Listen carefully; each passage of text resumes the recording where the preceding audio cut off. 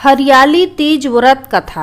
भगवान शिव ने पार्वती जी को उनके पूर्व जन्म का स्मरण कराने के लिए यह कथा सुनाई थी।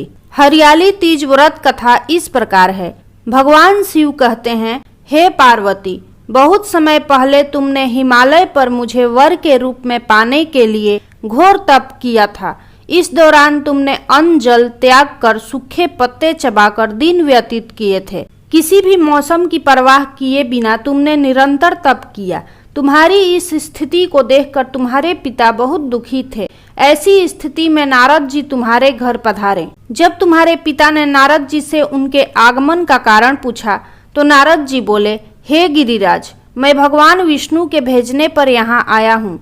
आपकी कन्या की घोर तपस्या से प्रसन्न होकर वह उनसे विवाह करना चाहते हैं। इस बारे में मैं आपकी राय जानना चाहता हूँ।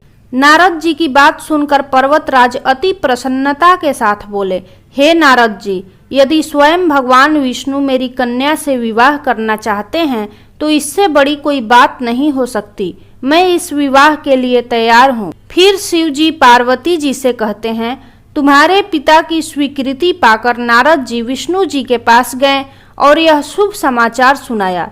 लेकिन जब तुम्हें इस विवाह के बारे में पता चला तो तुम्हें बहुत दुख हुआ। तुम मुझे यानी कैलाशपति शिव को मन से अपना पति मान चुकी थी। तुमने अपने व्याकुल मन की बात अपनी सहेली को बताई। तुम्हारी सहेली ने सुझाव दिया कि वह तुम्हें एक घनघोर वन में ले जाकर छुपा देगी और वहां रहकर तुम शिव जी को प्राप्त करने की साधना करना। इसके बाद तुम्हारे पिता तुम्हें घर में न पाकर बड़े चिंतित और दुखी हुए।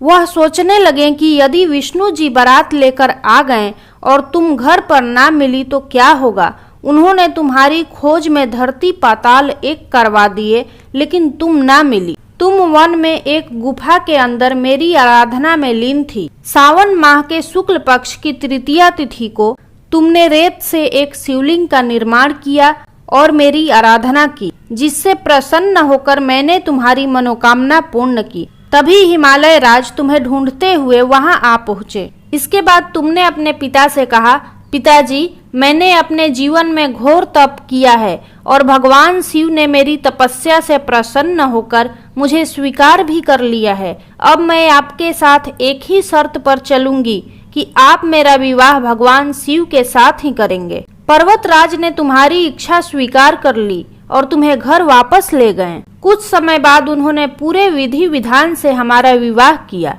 भगवान शिव ने इसके बाद कहा कि हे पार्वती, तृतीया को तुमने मेरी आराधना करके जो व्रत किया था उसी के परिणाम स्वरूप हम दोनों का विवाह संभव हो सका। इस व्रत का महत्व यह है कि मैं इस व्रत को पूर्ण निष्ठा से करने वाली प्रत्येक स्त्री को मनवांछित फल देता हूँ। भगवान शिव ने पार्वती जी से कहा कि इस व्रत को जो भी स्त्री पूर्ण श्रद्धा से करेगी उसे तुम्हारी तरह अचल सुहाग प्राप्त होगा। जय भोलेनाथ, जय माँ पार्वती। यदि आपको यह कथा अच्छी लगी हो तो कमेंट बॉक्स में हर हर महादेव जरूर लिखें।